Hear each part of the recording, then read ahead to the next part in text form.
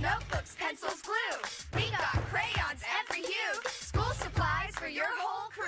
Target's got everything you need to ready, set, go back to school. Hi, I'm stunning Stella Cheeks. And I'm the Enigma Erin Klein. And this is Not Your Demographic, a feminist wrestling podcast. Shockingly, those exist.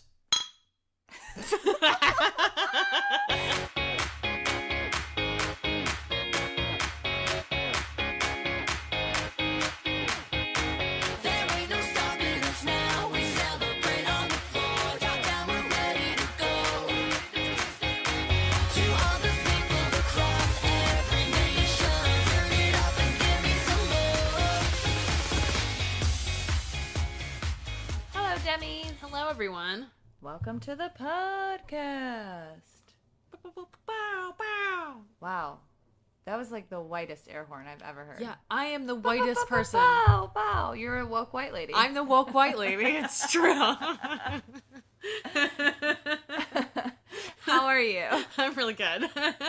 I'm almost done with school. I've got a week and a half left, and then I'm fucking done. So I'm pretty excited about it. So I'm great. I'm doing really good. Also, today is exactly 3 months until I get married, which I realized this morning and was like, oh no. It'll be fine. Both of my parents called me. Terrible. Yeah, right. Both of my parents called me today and were like, so what's going on? How's the update? I was like, oh, you both also realized that it's exactly 3 months. I see how this happened. Great. But I'm great. Things are very good. How are you? I'm fine. Good. How's your diet?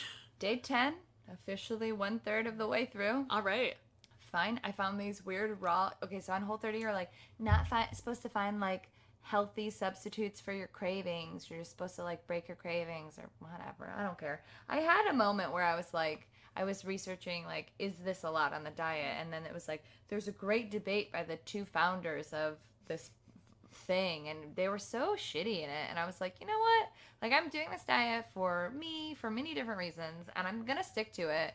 But like, fuck this diet and fuck those people. They're the most, I mean, it is such a privileged thing that me and Nick are able to afford to do this ridiculous fucking stupid diet. Yeah. Mm-hmm. Like, it's healthy and like we do feel a lot better and whatever, but it's also like, are we really going to have a fight on whether or not like raw cacao is allowed? Like, shut up.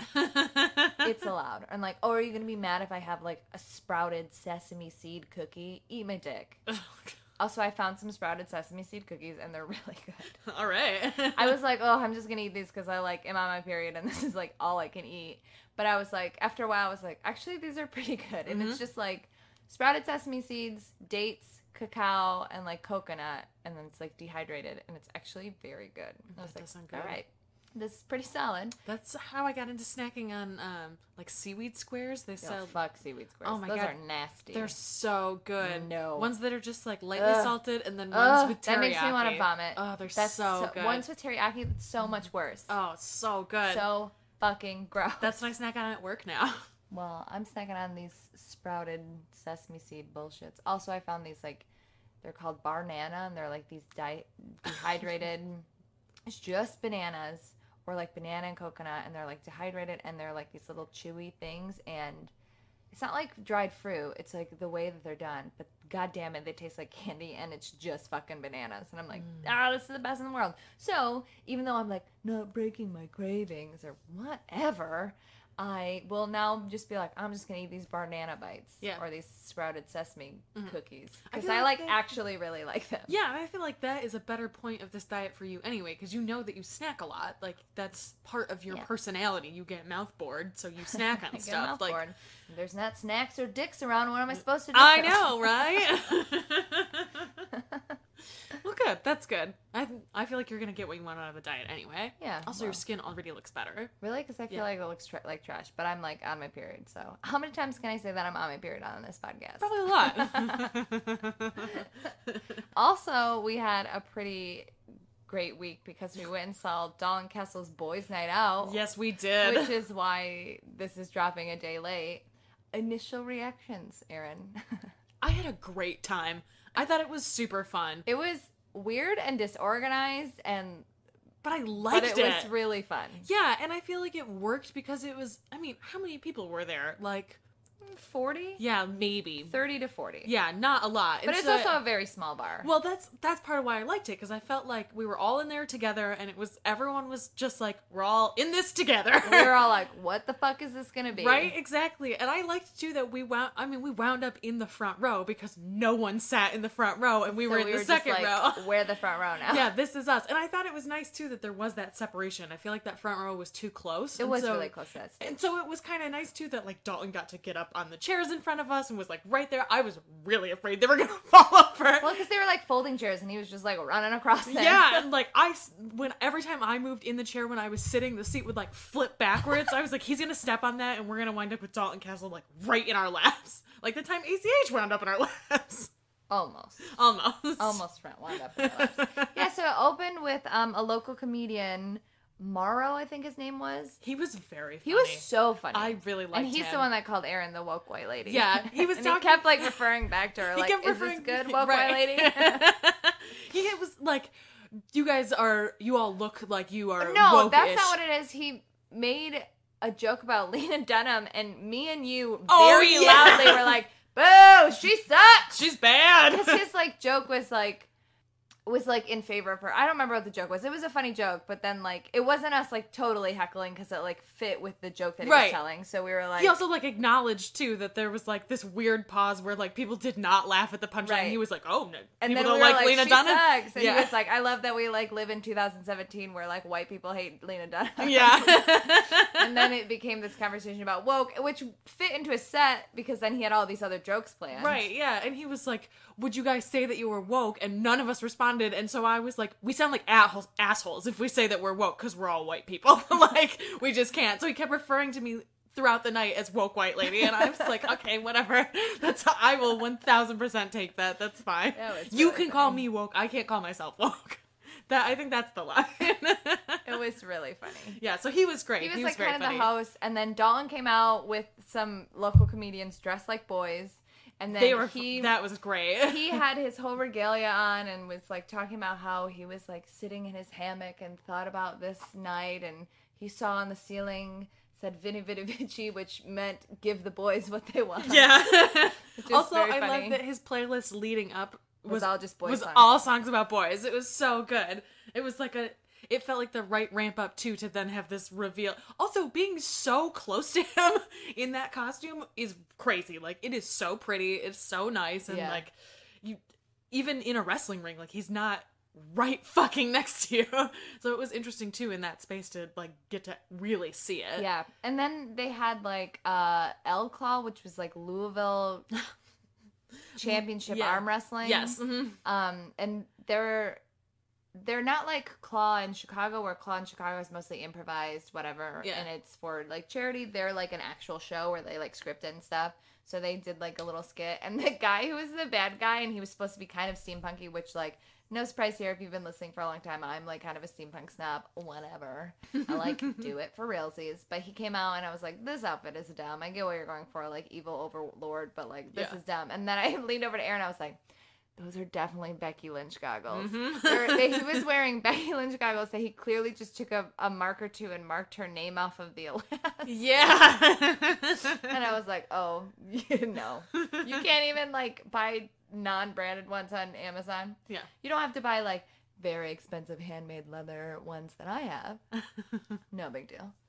But you don't have to wear Becky Lynch goggles. I know. Well, but it was funny. They did a good job. And like, the skit was fun.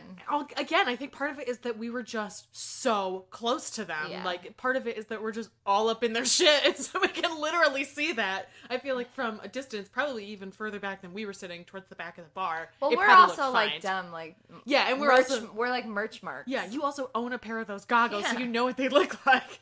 Because I bought them for you, thank you.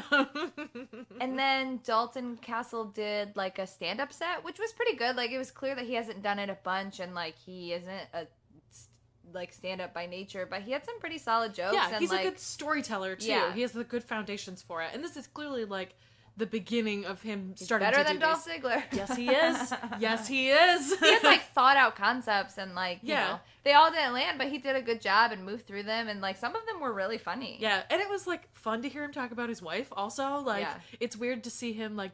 I like, too, that he kept that, like... that veneer of like, sorry boys and ladies, I guess. Like I liked that like stayed on top of it, that it's like, yes, I'm Dalton Castle and also I have a wife, but I'm also Dalton Castle, and like he was committed to that character still, which was really nice. And then he brought out Matt Taven, which was cool that he was there, and then they talked about traveling on the road. There was one part that was like kind of weird, but like I knew what they were going for. Like, so like they all used to travel together with like Maria and Mike, and they did a bit where they were like basically being like, Maria's like our sister, like our really good friend, but she also posts all these like very salacious photos, and there are assholes on the internet. So they would like put a picture that Maria posted on Instagram and be like, these are real humans who said these awful comments.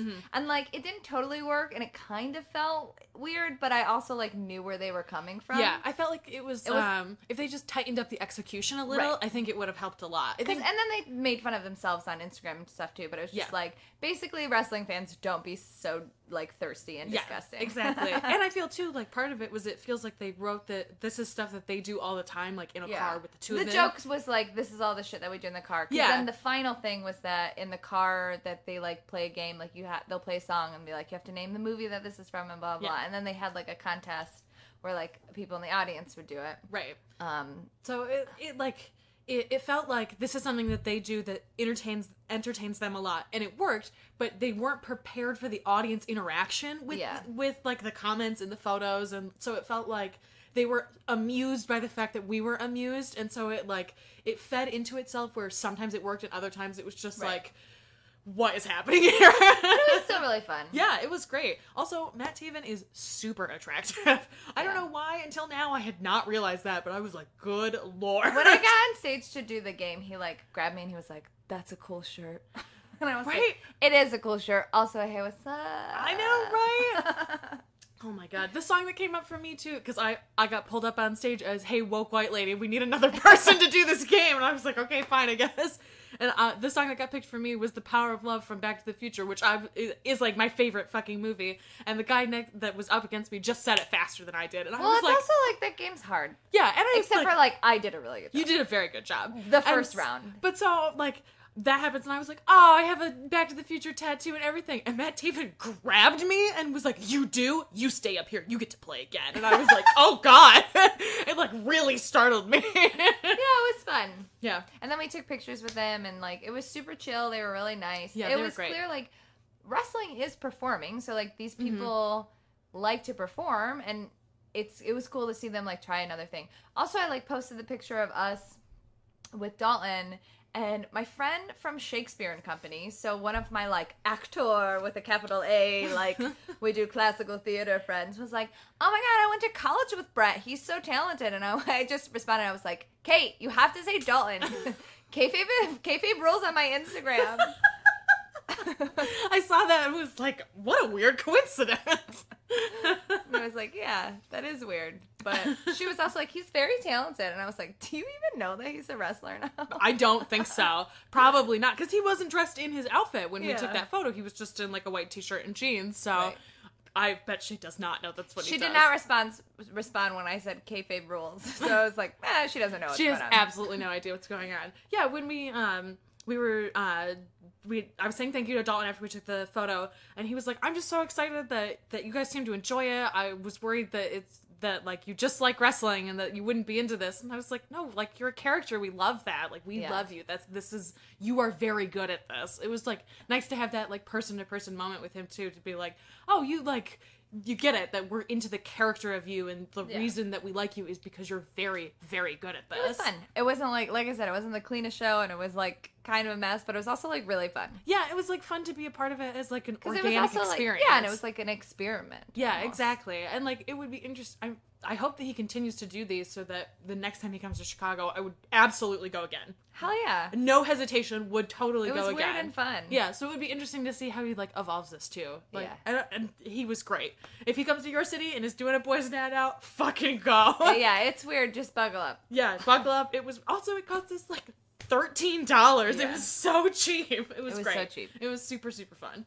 And also you're just gonna wear your Dalton Castle shirt. Yes, I was gonna say, what are you wearing? But like, I wore my Dalton Castle shirt. Yeah, it's true. I was hoping that he was gonna have more shirts yesterday. I would have bought. There's one that you can only buy from his merch table that you can't get on Pro Wrestling Tees. And I was like, oh, why didn't you bring this? I would have bought it from you. Whoops. Oh, well. Oh, well. What shirt are you wearing? I'm wearing my Alexa Bliss Little Miss Bliss shirt because it matched my workout shorts. And I was like, I gotta wear a shirt. Well, I'll wear one to work out in because I did that. Congratulations. I also extended my part of my workout because I was watching Progress and I was like, well, I gotta finish this match. So I guess I'll just do like 15 extra minutes on this elliptical. Worth it. Worth it. Totally worth it. Watching wrestling while I work out makes it go by really fast. And specifically watching Progress is because the matches are so long. I started watching Progress. Yes. So my goal is to watch 2 chapters a week, which I did this week. I'm not going to go, like, super in-depth on it here, because if you want to talk about Progress, like, you can go to Face Like Feministas, also because Erin hasn't seen it. Yeah. But there are, like, little things that like, each week I'll just say, like, here are my, like, highlights. Yeah. I think my favorite thing of all time in any wrestling ever is when Zack Sabre Jr. had his, like, little, like, wrestling promo package, and he just goes, I'm going to win the Progress Championship because I just chuffing love arm bars. And I was like, oh my God, that is the dumbest, most British, wonderful thing I've ever heard. I just chuffing love arm bars. It was so stupid. I loved it. Also, did not know what Marty Scurll's pre-villain character was. Party so Marty is funny. Hilarious. I didn't know you did not know about it. Oh my gosh. I didn't deep dive. Oh, it's so I accept good. things on the surface. Because I assumed that, you know, it's just starting off. It's going to be rough. And it's, like, rough a little bit. And I know that it really evolves into something else. But, like, from the get-go, the matches are really good. Mm-hmm. And, like, the crowd is really engaged. I mean, they're a British crowd. Like, if you ever hear any stand-ups talk about it, they're always like, British crowds are tough because they're so vocal. But in wrestling, it's, like, really helpful because they do, like, all the chants. Like, there's a couple chants where I was like, okay, maybe tone it down. But I also know that from just listening to, like, Jay and Courtney talk that it evolves and they kind of set, like, audience ground rules, the, like, don't be a dick thing. So I'm sure some of that stuff, like, tampers down a little bit. But overall, they seemed really nice and the commentary was great. I am excited that I like it so much from chapter 1 and 2 because, like, it can only get better, I guess. Yeah. Mm-hmm. I wrote Noam Dar's tiny greaseball thing is interesting. Apparently he is great and WWE ruins him is what I've been told. That's what I've been told as well. We'll see. Has Colt Cabana ever changed his gimmick ever? No. This is from, like, 2012, and it's the same fucking thing. No. Which is fine. No. Like, it works. The only time he's changed his gimmick... In WWE. Well, yes, when he was Scotty Goldman. And when he had that match with Homicide, where Homicide poured bleach down his throat. That was, like, one of the only times... That was, like, the first time that he had, like, a real non-comedic, like, death-style match. So, yes, he can do that, but mostly doesn't. Yeah, I mean, also, he's an old man now. I like what he does. It was just like, oh, man, you've really been doing this for a long time. Honed in on it as soon as he left WWE and was like, I can do this forever. Forever. I just was, like, so shocked how good everyone was, even as babies. Mm-hmm. I mean, I know it's not, but it's 5 years ago. That's, like, a long time. That's crazy. I also like that they have, like, a win-loss tally when they introduce people. Oh, they do? I don't know if that goes on, but it is there now, and I like that. Oh, that's cool. Oh, I did tweet this. When Jimmy Havoc came out, I was like, you know, I've seen him before, obviously, but for some reason, like, specifically watching his, like, first Progress match, I was like, oh, I get it. I get it. Uh-huh. So I'm excited to get it more, I guess. Yes. Also, like, I was really surprised that I like the London Riot tag team. I don't know where they go because I was like, oh, it's just like dumb white guys being like, oh, we're big. And I was like, but they were really good. They, like, killed Will Ospreay. They, like, straight up murdered him. They're really good. I don't know. I like how old was Will Ospreay? Like, they're all tiny babies. Oh, I also like how, and like I said, I've heard Jay talk about this before, but, you know, I'm, like, a weird theater snob, so, like, in college, all I watched was, like, British television, like, all of it. So, like, I have a working knowledge of, like, a lot of stuff there, and, like, the cultural stuff. I like how much that plays into the wrestling. It's like, this guy's from South London, this guy's from Cambridge, mm-hmm. like, or this guy's from Scotland, and how We don't really have that here. I mean, we do have like North and South, but like not really, especially not really in wrestling. Yeah, it's different. And it's very territorial, which really works. Yeah. Mm-hmm. So I'm excited to see the evolution, but those are my thoughts for now. Yeah. I was hanging out Did you like that they were like, we just started this promotion and have not gotten a belt. We got this stick. Here, have this stick. You won. Here's your champ stick. That's hilarious. Okay. I was hanging out with Matt earlier this week, and he's gotten into wrestling. He watched WrestleMania, and so he's Wait, like Matt? Yes, Matt. And yes. Big Butt Matt. He lives in a beautiful Does he listen to this? apartment. Because I just call him Big Butt Matt. I don't believe so. I don't think so. He knows he has a big butt, though. Yeah, he knows he has a great butt. Yeah, he lives in a fucking beautiful apartment. We were hanging out on Monday, and he was talking about he really wants to watch SummerSlam because he watched WrestleMania, and is like, I've been sort of watching Raw, and I'm like getting back into this, and he was like, is there like a British wrestling scene? And I was like, oh girl, let me tell you all about it. Well, because he's from Belgium. Yes. So he would be way more into that. Yes, exactly. He would get a lot of it. Yeah, exactly. So I was like, maybe you should get into this, and then we can like hang out and watch this. And then you could get into it by proxy. Yes, exactly. Which I definitely need to do. In a week and a half, I'll be done with school and I can watch wrestling. Just in time for the G1 climax to basically be over. I know somebody was like, well, what are your thoughts about the G1? And I was like, look, I will follow it what I can, but like there is so much of that shit. And I only behind have so fast. so many hours of my life. I know. I watched a lot of the first round stuff and then just fell behind immediately. I know that they killed Daryl the cat. I did know that. And apparently I know the important stuff. He's no longer dead. Apparently he survived. Yeah, it's wrestling. Nobody dies. Nobody ever dies, even when you get torn in half. In comic books and in wrestling, nobody dies. Nobody ever dies. So King important stuff. Cuerno, I guess. He's pretty dead. Yeah, he seems real dead. I haven't seen him, so I guess he's dead. Yeah, it's very bizarre. Nobody else dies. Yeah, agreed. News? Injuries. Bailey is injured. She has a separated shoulder. She's out for SummerSlam. Scott Dawson also injured. Ruptured bicep. That sounds terrifying and yes, nasty. it does. He can, if he needs surgery, it's like an 8-month recovery too. Right after Dash just healed his jaw, like fucking right after, which blows. That blows a lot. Also, injuries. Paige is apparently scheduled for her re-entrance examination soonish. There's much like debate over when. But then there's also debate. It's like, is she just going to come back to then just get like popped and then be fired? Yeah, exactly. Because she I don't know. I feel like it seems like, at least from Twitter, which is dumb, I know, but it seems like she's getting like a lot of very vocal support from all of the other women. Yeah. Which is good. Yes, I agree. To have like your friend circle be like, we love you, we support you. Please come back. So, I don't know. I don't know how you throw away your whole career.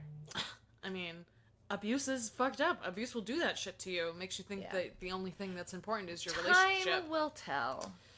Yep. So, I don't know. I hope not. Because, I mean, we've talked about it before. She gets popped again, it's an automatic firing because it's a third wellness policy violation and that they don't make exceptions. So, it would be she either gets fired or WWE makes an enormous gesture and doesn't fire her and just suspends her again. Baby. Yeah. Yeah, which I don't even know how the fuck that would work. You require her to be there every day on her suspension, I guess. I don't know. Like, if you suspend her, she's just going to go back and hang out with ADR more. So, like, is that even good if that happens?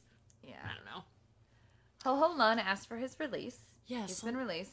I don't care. Something with his family. There was some kind of family emergency, so he requested his release. I'm happy that he's, taking care of his shit, but, like, I never got it. Other than the fact that they, like, wanted to expand into China and that he opened the, like, first wrestling place in China. Like, Hong Kong.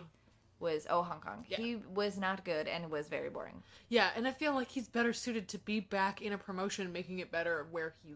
like, he'll be appreciated, especially if he has family that needs him to be there. So, like, that's fine. I didn't hate him. I just didn't find him. I just didn't find him exciting. Get it? Yeah, I just didn't find him exciting. Like, I found him exciting in his first match, but then not at all past that. The Bullet Club is trolling CM Punk. Yes, they are. Yes, they are. I loved it too. I actually really liked that design. And I was like, I hate this, but I would buy it. Whatever. I still like CM Punk. Leave me alone. whatever, man. You would pop so hard if he came back. I would be so confused. I have so many logistical questions. Like, if he comes back as a Bullet Club member, is he a New Japan person? Is he a Ring of Honor person? If he's a Ring of Honor person, does that mean Colt Cabana's not going to be around in Ring of Honor anymore? Because they're not friends and, like, can't be around each other anymore? Like, I have a lot of questions about how that would work. So yes, I would be very surprised and be like, what the fuck? But then immediately would be like, I have a lot of things I need to address. But also he is like a really good wrestler and it would be interesting and fun. Yes, he has always been a very good wrestler. He also hasn't trained in a really long time, so that's... Like riding a bike, Erin. Well, he's old now. He got knocked out training for the UFC. Also, I'm pretty sure he still has a UFC contract. Well, whatever. I'm sure it's fun to pretend. I'm sure the UFC would be like, Godspeed, goodbye. We will 1000% release you from this contract. We don't need you. Wendy's trolled Austin Aries. Man, Austin Aries has really fallen from grace. Oh. I, like, defended him and loved him for so long, and now I'm just like, I can't. I know. I can't. It sucks. He ruined it for me. I know. It's weird. With the hair and the, like, weird attitude. He's always been a dick. He's always been, but, like, we always called him, bag. like, oh, he's the, like, dirtbag that I love. But, like, now it's just, like, too real and, like, ugh. Now it's sad. Yeah, there's nothing redeeming about it anymore. Yeah, now it's sad. Because he's not wrestling, and so it's, like, you can't have those blinders on of, like, well, but he's also talented. Yeah. Like, oh, no, you're just a piece of trash. Okay, yeah. I don't know if I would go so far as to say piece of trash. I would just say don't know. he's, like, kind of delusional, and it's, like, kind of sad. Yes, I would agree with that. He's not like Dolph Ziggler trash. Dolph Ziggler is trash. Like, we have to have a scale. That's true. He's just kind of like disappointing. He's like Cody Rhodes trash. Like, disappointing, but not human garbage. Yeah. You know what I mean? Yeah. Like, I feel like he and Cody are on about the same level for me. Would still fuck Austin Aries over Cody Rhodes. Oh, no. Not Pitbull Austin Aries. Hair grows back. No, I would rather fuck Cody Rhodes than Pitbull Austin Aries. Absolutely not. I'm sure some hair has already grown back. Oh, God. Can he wear the sunglasses? His eyes aren't bad. You're ridiculous. You're ridiculous. Everyone hates Enzo. Good. Which is great. I actually hate Enzo. So disappointing. Like, why?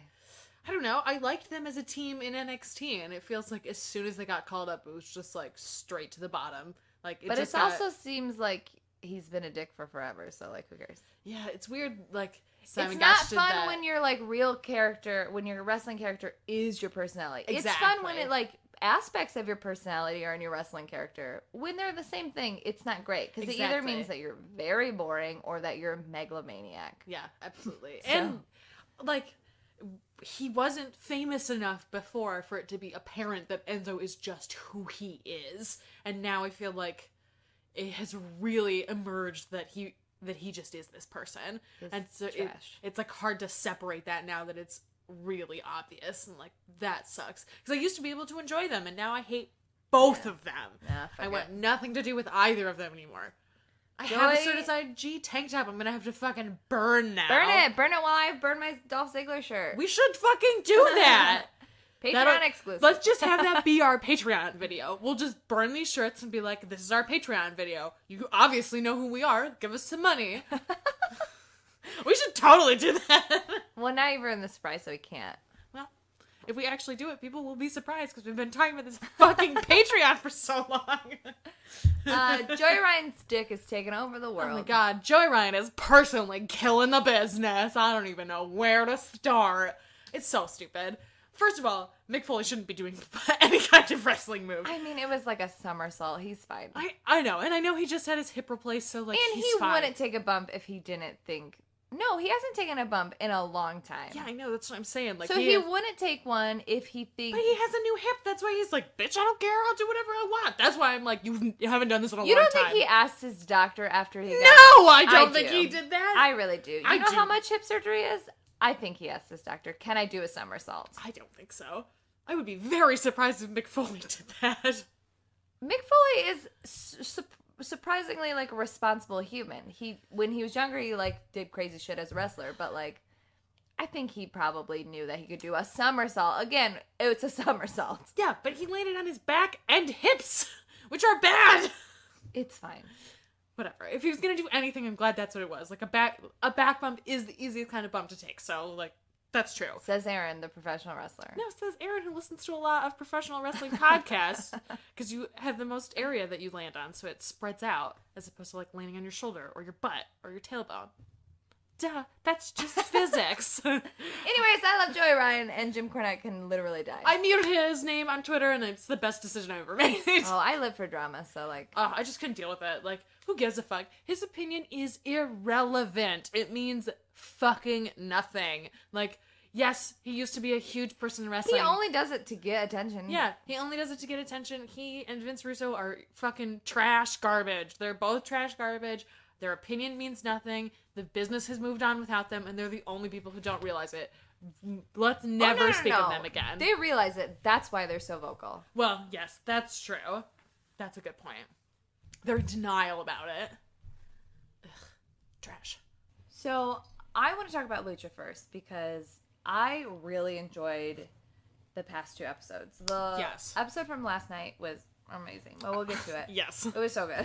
Yes, it was. But from 2 weeks ago, started with a vignette with Dario and Matanza, where Matanza's all, like, caged up, and Dario comes in with a plate of raw meat and was like, oh, are you hungry? Control your hunger. You need to control your hunger. I know there's a god inside you, but you're still in there, and if you don't control it, the other gods are gonna kill you. Yep. And use your body as a husk.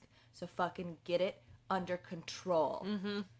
I loved it. And I liked, too, that Matanza's response, like, he could have picked that meat up. Like, it was and with... he's like, no, I will control my hunger. I will control my hunger. They're a good team. Like, yeah. It's weird because they have this, like, adversarial relationship with each other, which has played out a lot, but, like... But they also, like, weirdly take care of each other. Yeah, they are the only people that each other seems to genuinely love. Like, they and it also absolutely kind care of about seems each like, other. I mean, Dario's, like a psychopath. Snake, but it also kind of seems like he doesn't really want to be in with all of these gods, but he's like, my brother has a god in him, so I, like, have to play this game to, like, protect my brother. Right, yeah.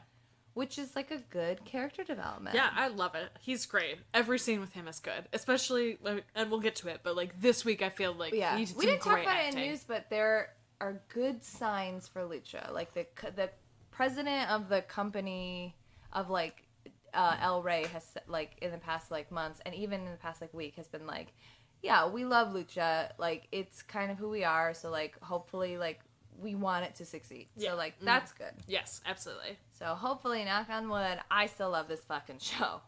Like I said, I had reservations for a minute, but, like, I feel like they're doing a really good job, and I'm really... There's only 2 weeks left? 3 weeks left? Yeah, I think there's only 2 weeks left. Well, because they've got the Cueto Cup, and then Ultima Lucha starts, but Ultima Lucha's not 1 week. It's at least 2. They that's true. do at least 2 weeks. But we're, like, 2 weeks away from Ultima Lucha.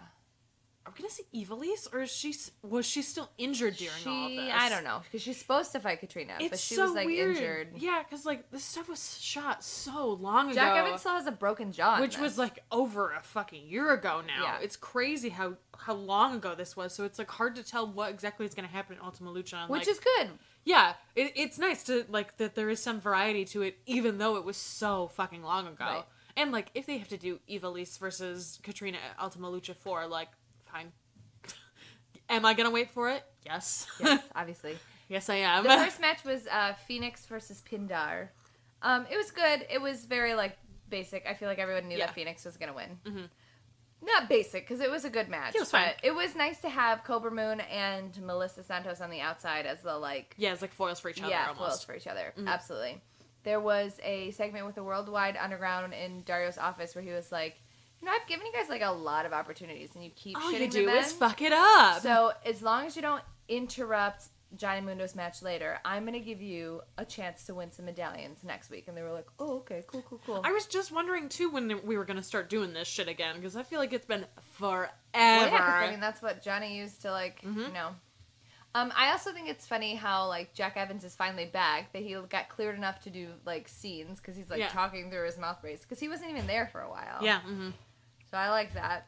Second match of the night was Puma versus Dante, and I just wrote a bunch of hearts around it. That match was so fucking good.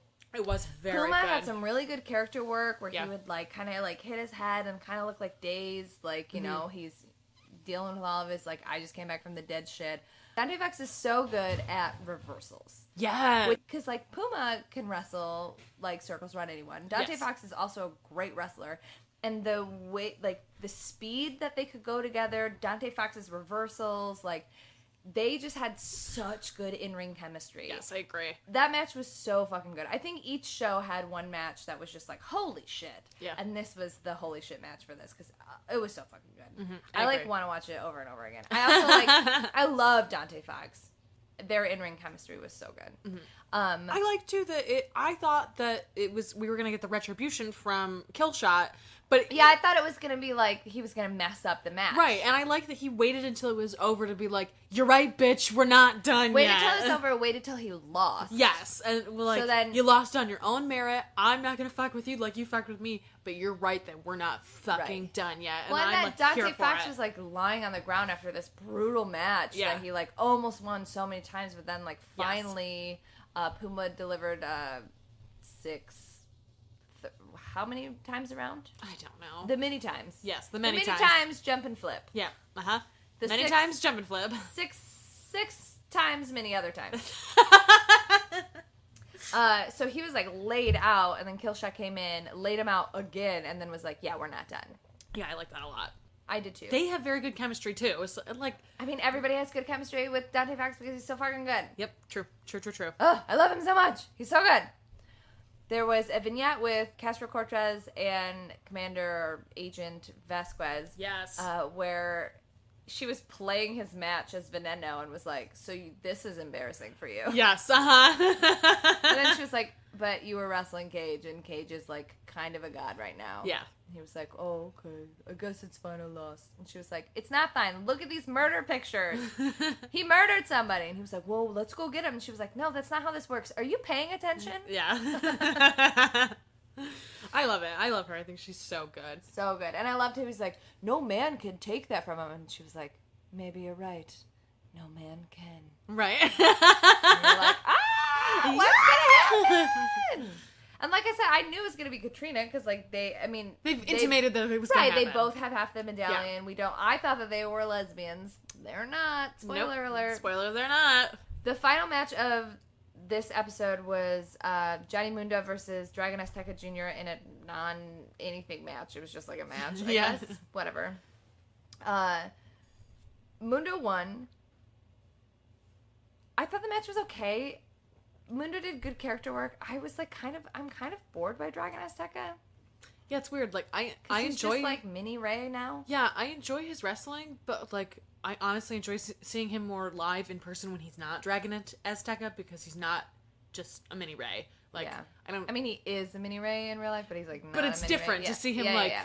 right there next to Ray and be like, "What is Right. happening?" It was just kind of, and Johnny Mundo's like on fire right now, so it's just like it was fine. And It because was they nice had to no see- stakes, it was like yeah, and it was nice to see Dragon Azteca back because it has been a really long time since we've seen him, and so I think this was supposed to like drum up like excitement to see him Right. again, which it did in some ways. Like I'm glad he's back, and I want to see him wrestle other people, but like I don't need to see him wrestle Johnny Mundo. Like that's really yeah unnecessary. for no reason. Yeah, exactly. Well, the reason was so Johnny Mundo wins, and then to like be like I'm the best, I'm gonna win even more. He was gonna put a chair around Azteca's neck and was gonna like that's jump on Lucha's it. favorite fucking I thing know. right now. It's so silly. And then of course Ray comes out, and Ray's like, "No, How dare you! So Ray gets Mundo out of the room, or out of the ring. He gets Azteca out.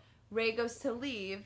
Johnny Mundo sees his, like, Rey Mysterio's kid in the audience and was like... Who's there for why? I don't know. whatever. But basically was like, your dad's gonna lose. Your dad's a loser. And he was like, oh, you know who you're talking to, man? You know who you're fucking talking to? I'll fucking beat your ass. And then, of course, Ray was like, you don't talk to my family. And the Worldwide Underground was like, you don't get to go over there. We're going to beat you up. And then Johnny Mundo took the championship belt and hit Rey Mysterio's kid in the face. Rey Mysterio the third. I do like that they got, because they've been there for, like, a long time, and his, like, wife is crying. I like that they got them involved because, like, it gives more stakes to this match. Yeah. I mean, we all know Ray's going to win, so it's like, Yeah. it gives a lot more, like, why I'm not just fighting for the belt or for the honor of Lucha, I'm fighting for my family. Yes. Mm-hmm. Johnny Mundo's like, I'm fighting to get into more movies. Yes. The following week, as in last night, was such a good episode. It was so good. Stella texted me while I was at work. She was like, listen, you need to at least watch the vignettes, if nothing else. And I was like, okay, I don't know if I'm going to have time. And so I watched it. I never do this because I don't have a lot of data. And so I don't like stream wrestling on my phone ever, basically, when I'm out and about. I was like, okay, I've got 3 days till the end of my plan for this month. I can afford the data to do this right now. And so I got onto the train on my way home from work, started the episode of Lucha. It literally ended as the doors opened for my stop right outside my house. And I was like, peace out, bitches! It was the greatest ride. I got a seat. I was like staring at my phone. I was trying really hard not to yell on this very crowded train. Yeah. I was coming out of downtown on the Brown Line at 5 o'clock. Like, packed. The train is packed. Oh, yeah, I do that all the time where I'm, like, standing squished by other people and I'm just watching wrestling on my phone. Yep, and I was just making, like, ridiculous Because I have faces. unlimited data. Ugh, I'm poor. I realized after a little while, too, the guy that was sitting next to me went almost as far as I did, like, nearly to the same stop. And clearly, at some point, he had his phone out in his hand, but it just went blank because he was just watching Lucha, like, on my phone. And I was like, whatever, dude, that's fine. It was, like, an old man, too, and I was like, all right, cool, whatever. I know, it makes me laugh when people good. watch on my phone, except for that one time where that guy was like, can you turn it away? I don't want spoilers. Yeah, which is awesome. Always do. I feel like that's like a polite way to be like, yeah, I just, and I would always respect that. If Yeah, I someone just turned my phone. Yeah. There was a dude who was standing next to me, like the guy sitting next to me was watching on my phone, and there was a guy who was standing next to me who, like, a bunch of people got on, and he tried to, like, stay standing next to me, and I was like, what the fuck are you doing? And I was like, oh, you're literally looking down into my phone right now, like... Well, congratulations, Providing everybody. entertainment. Right? Happy 5 o'clock. So the first match was for the medallions. It was a trios match. It was the Rabbit Tribe, and one of them was wearing the rabbit foot, which was so funny. Yes, that was great. The one in the black mask. Not Paul London, not the checkered guy. The one who used to in the be black mask. Mr. Cisco. Yeah. Yes.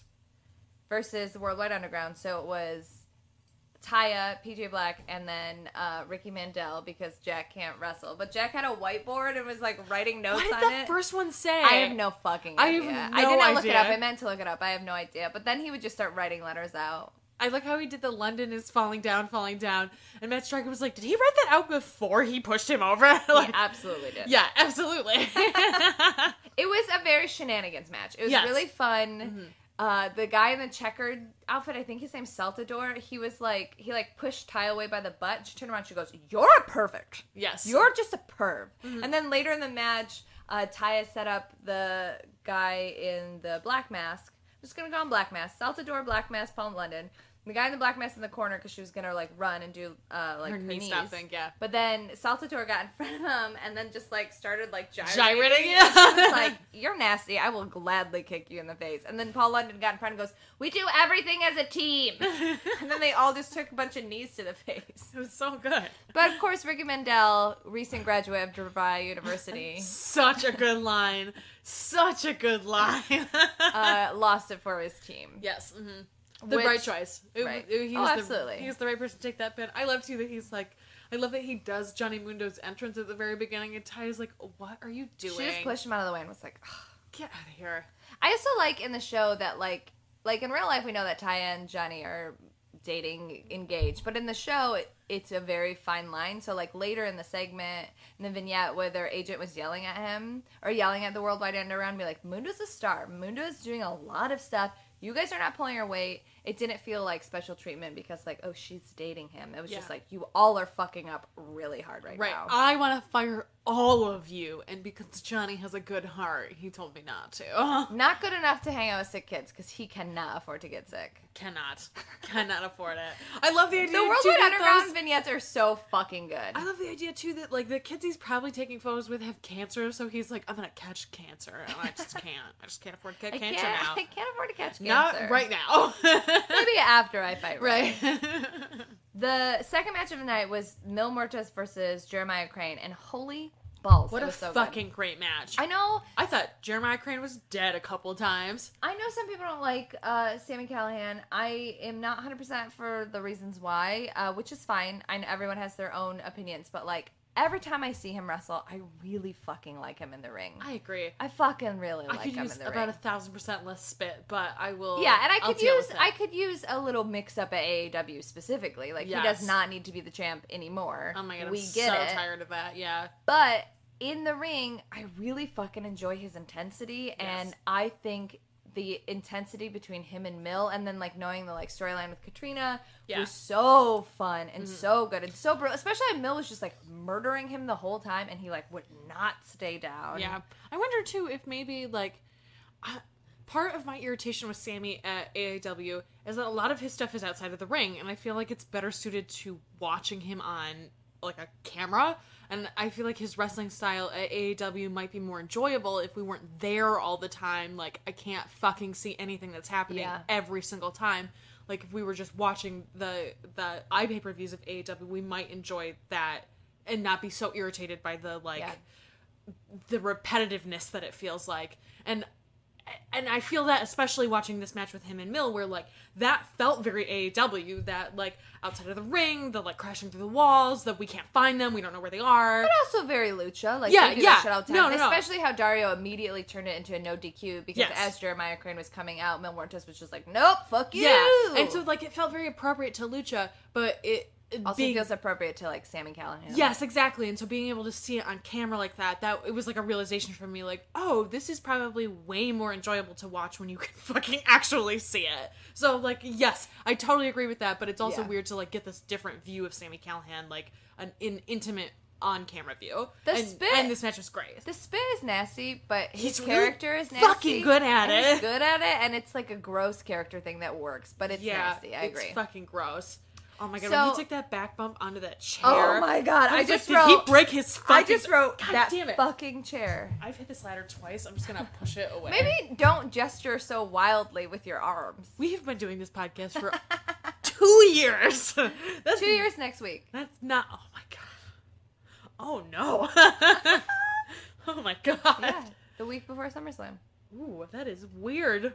That is super weird. The Anyway. chair shot was, or it wasn't even a shot. It was like Mill, or one of them, I don't remember who put it up, but put two chairs back to back, and Mill just fucking threw Sammy on it. Looked like he broke his fucking back. Yeah, it was fucking terrible.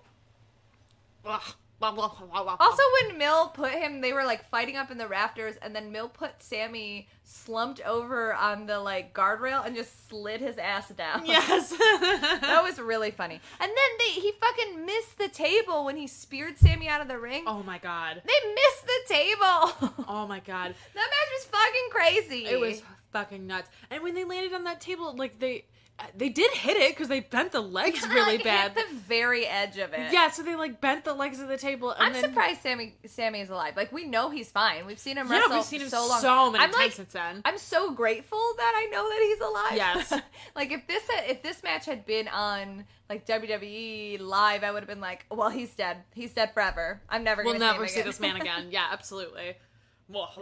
Those shots were nasty. Well, and then at the end, he's lying there, Mill flatlined him or whatever his move is called. And then Katrina, like, snakes in and he's like, he knows what's coming because it's Jeremiah Crane. He's had a relationship with Katrina, but also everyone knows what's coming. Yeah. And he, like, flips himself over and, like, gets so that he's, like, kind of in a cobra position looking at her. And they're, like, just looking at each other while Mill is standing between them or, like, by them, and instead of licking his face, she just like open mouth just like makes out with him, and he's like smiling in agony and in like joy, and then Mill just picks him up and like does it again and is like, fuck you, don't kiss my woman. Yeah. It's like, no, your woman kissed me. Yeah. And Katrina's like, I'm not gonna stop Mill from kicking you in the Katrina head. the whole time outside this very violent, very brutal match, just like very So calm. stone-faced calm and just watching the whole thing. Like, I like too that she was like, honestly, this could go either way. didn't use the rock at all either, which I liked a Right. lot. Like, I liked that it was very much just Mill and Jeremiah. Like, it felt appropriate for that, and I liked that she was just observing. Yeah. It felt very appropriate. Yeah, absolutely. There was a vignette with Dario in his office, and a good-looking like FBI agent came in and was like, "Hey, FBI, and Dario was like, am I under arrest? I have a lot of things I could be under arrest I know, for. right? I like how it And was he just was like, like, no, please no. tell me what I'm being charged Right? with. No, you're not under arrest. I'm here. I'm replacing Councilman Delgado. And he was like, what do you mean replacing? He was like, oh, you didn't hear? Cage murdered him. He did. He was did like, as fuck. Well, welcome to my temple. Mi casa es su casa. And then it was funny because the FBI agent was like very like scary, but also like really like Personable, but also like old timey. He was like, "Oh, I really like what you do here. I like that Pentagon Dark. Too bad his flesh will fry." I know, right? It was like, Dario was like, oh. "What?" And he was like, "Well, no one's gonna survive when the gods come." And he was like, "Yeah, cool." Dario says something like, "Well, I didn't know they had people in the FBI." And he's like, "We have people everywhere. Are you kidding me? Like, Yeah. don't worry about it. We've got to figure it out." Mm-hmm. Dario's like, "Oh, okay, Our well, friend in the whatever limousine." you need." Yeah, our friend in the limousine. I like then, that. Like, he goes, "All right, well, nice meeting you. Later, Gator." Is that what the guy in the limousine was wearing in that vignette from ages and ages ago? Was he wearing the gauntlet when he was smoking that cigar? No, he just had a glove on. Oh, okay. Because the gauntlet is the gateway. We'll get there. Yeah. I liked, too, that I don't remember what his name was, the FBI agent. Yeah, I didn't write it down. But I liked I that just he... said FBI agent, later Gator. Later Gator is great. I like how he had that line, Also, too, like, about... later Gator is, like, a very, like, fat southern white thing to say. And Yes. he's, like, a slim, good-looking black guy who was yeah. just like, doop-a-doop, later Gator. I know, it was so, like, oh, okay, that's It very was, bizarre. but it was like appropriately bizarre. Yeah, it was like Yeah. disturbing bizarre. Like, what the fuck? Yeah, something is weird with this dude. Oh, too bad his skin's gonna fall off. But I liked when he was like, I don't remember if he said we, but he said that everyone who has a god in them takes an adjustment period. And so it makes me wonder, like, does he have an experience with this? Is that why he is this way? Because he's had this experience with having a god inside of him, and does he know what this adjustment is like for Cage? Like, it would be interesting, because, like, he looks like a wrestler. I don't know who he is. He could be an actor like the Delgado guy was, Tom from Greece, but he's built like he could be a wrestler. And so it would be interesting to see him and Cage have to fight off as people who have had gods inside of them. But But I don't think that's gonna happen. we're also so close to the end of season 3. I don't think he has a god in him. He's just like Delgado was. Like But he could have also been a husk in the way that Dario described that. Like, if Matanta It isn't was careful- Godfrey. I was like, that guy looks like Godfrey. It is Godfrey. It is? Yeah. What? That's what the internet is telling me. What? Yeah, that's what it says. I'm really surprised by that. What the fuck, Lucha? How are Wait, you pulling all is these this- crazy ass people? Hold on. I'm gonna make sure. It fucking is. I fucking knew it, and I didn't want to say it because I didn't want it to be like, oh, you think all black people look the same? No, it fucking was Godfrey. All right, good. I'm glad Also, we there know. was a moment where I was like, no, you kind of look like too old to be Godfrey, but Godfrey is like old now. So. Yeah. Mhm. All right, good. He's 48. Woo. He's 48? Yeah. Wow. Goodness gracious. You guys. Fucking Godfrey's on Lucha Underground. The last match was Tejano versus Pentagon Dark. It was the only time I was kind of interested in Tejano. I was thinking the same thing. Like, this is like, it's funny because this match was good and I really enjoyed it. That bar match was was Son of Havoc. the only time I've ever been interested. Anyways, he loses because Yeah. Famous B and Brenda get involved, and then Pentagon breaks Famous B's arm, but then Pentagon also breaks Brenda's arm. Which was great. And Brenda sold it. She just lied there and went, oh! Oh, it was so good. I liked how she got in to help Famous B and he was like, don't touch my arm! Well, he was gonna break Tejano's arm, but then Famous B was like, no, that's gonna be my client. So, like, Tejano just rolled away and was like, all right, Yeah. fine, take this for me. And then Brenda was, like, trying to, like, calm Famous B down, and Pentagon was like, I'll break your arm. I don't care if you're a girl. Mm-hmm. That's right. He broke all of the Black Lotus Triad's arms. He'll break your arm, too. It's fine. I thought he broke 2 of their arms because he beat 2 of them. Oh, yeah. But then Io won.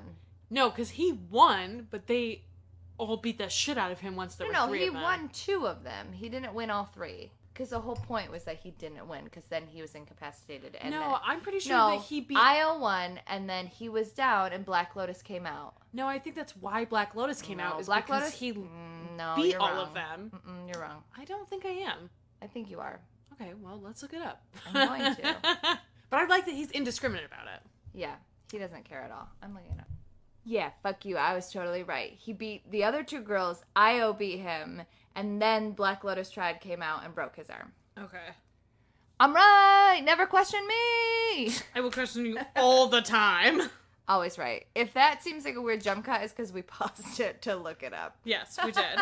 Anyways, whatever. That happened. Then the final scene of this week's Lucha is Vasquez in her office and a sergeant or whatever policeman comes in and is like, there's a woman here to see you. And she's like, a woman who? And he's like, I don't know. She said her name was Katrina and she has like a smile on her face. She's like, let her in. And then, or no, he walks by the door and then like his flicker. shadow, Yeah. like then she's just there, obviously, because she magics in. They have this conversation where like Katrina's like, I thought we just agreed to never interact. Like, I don't know why you called me here. And she's like, I need your help. She's like, that's not my problem. She's like, the gods are coming. Katrina's like, the gods don't fear me. She was like, they should.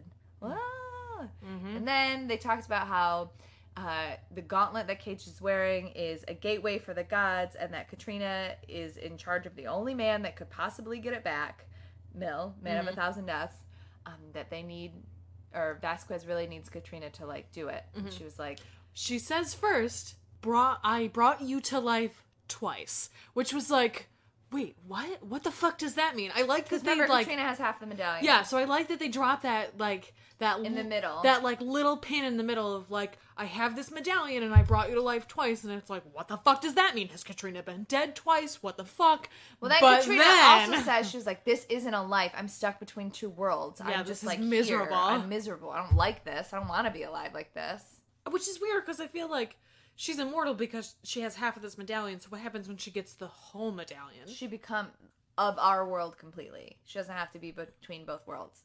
But she's still immortal? Yeah, because she has the medallion. Okay. That makes more sense. I was a little unclear on that. But then after that, Katrina says, I will bring him death. I'll bring death. I'll bring 1,000 deaths. And then she goes, mother. They're not lesbians. Literally. They're mom and daughter. Doors were opening to my stop on the train, and I was just like, I will miss my stop to watch this. Yeah. I was like freaking out. And so I like watched it. I was like, ah! And then just like ran off the train. Like, I hope no one was around me. That's so funny. It was such a good fucking It was episode. so. I immediately texted Stella. I was like, mother, 8 question marks and exclamation points. Very surprising. I was very excited about it. I love it. I think it's a great, and I like too that she was like, once you give this to me, you're not going to be immortal anymore. And she was like, I'm fine with it. Yeah, I'm not afraid of death, is what she said. Yeah, I'm not afraid of death. I would rather die than have to deal with the chaos of the gods, basically. Like, dope. Cool. Super here for that. Awesome! Lucha Underground is great! Yeah, all other wrestling seems lame right now. I know, right? Let's just speed through WWE. Well, we have NXT. I don't even think I watched it. I've been so fucking busy. Yeah, part of it is because I know what's gonna happen. I mean, for yeah, it's all Brooklyn. just build up. It's like, all build up, so I like don't really care. Gargano had a match, like his first solo match, new music. He won against Raul Mendoza. Brunello was going all over the place on both episodes with like metaphor after metaphor, and in my head I was like Tyler Breeze. I was like, stop with the metaphors. AP 2 weeks ago gave a promo. It's like monsters are real, or Paul gave her, what's his name? Paul Ellering gave a promo.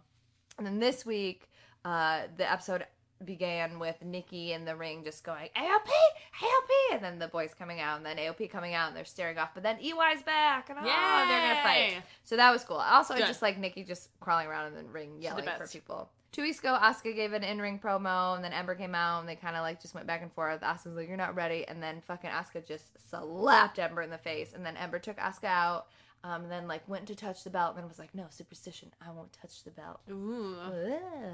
How hockey of you. Yeah, you know, whatever.